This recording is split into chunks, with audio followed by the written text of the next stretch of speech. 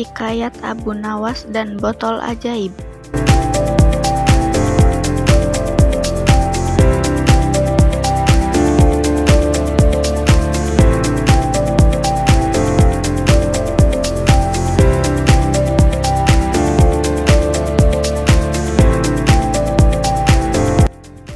Tidak ada henti-hentinya, tidak ada kapok-kapoknya, Baginda selalu memanggil Abu Nawas untuk dijebak dengan berbagai pertanyaan atau tugas yang aneh-aneh.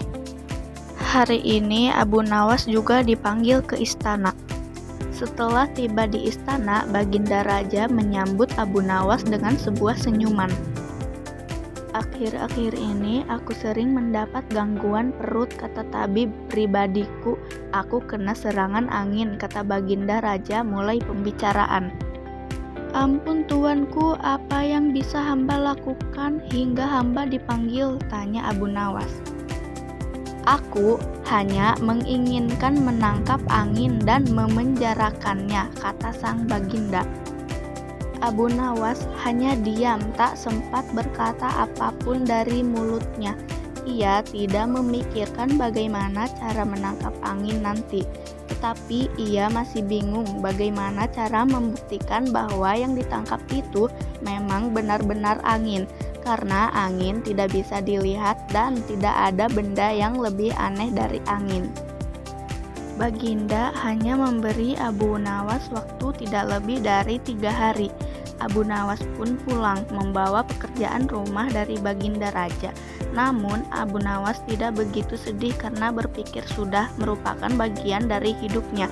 Bahkan merupakan suatu kebutuhan. Ia yakin bahwa dengan berpikir akan terbentang jalan keluar dari kesulitan yang sedang dihadapi. Tapi sudah 2 hari ini Abu Nawas belum mendapatkan akal untuk menangkap angin, apalagi memenjarakannya. Sedangkan besok hari terakhir yang telah ditetapkan Baginda Raja.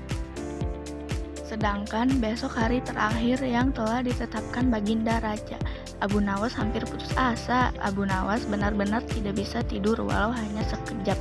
Mungkin sudah takdir, kayaknya kali ini Abu Nawas harus menjalani hukuman karena gagal melaksanakan perintah sang Baginda.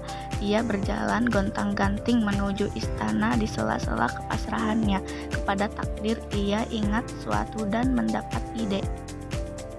Abu Nawas berjingkrak-girang dan segak berlari pulang. Sesampai di rumah, ia secepat mungkin menyiapkan segala sesuatunya, kemudian menuju istana. Di pintu gerbang istana, Abu Nawas langsung dipersilahkan masuk oleh para pengawal karena Baginda sedang menunggu kehadirannya. Dengan sabar, Baginda langsung bertanya kepada Abu Nawas, "Sudahkah engkau berhasil memenjarakan angin, hai Abu Nawas?" "Sudah, Paduka yang mulia," jawab Abu Nawas dengan muka yang berseri-seri sambil mengeluarkan botol yang sudah sumbat. Kemudian Abu Nawas menyerahkan botol itu. Baginda menimang-nimang botol itu. Mana angin itu Abu Nawas?" tanya Baginda.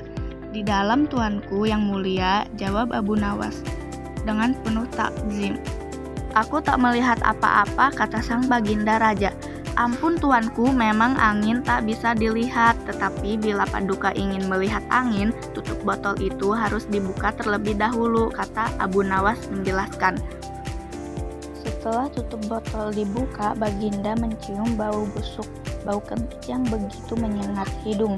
"Bau apa ini, hai Abu Nawas?" Akhirnya Baginda marah. "Ampun tuanku yang mulia, tadi aku buang angin dan hamba memasukkan ke dalam botol.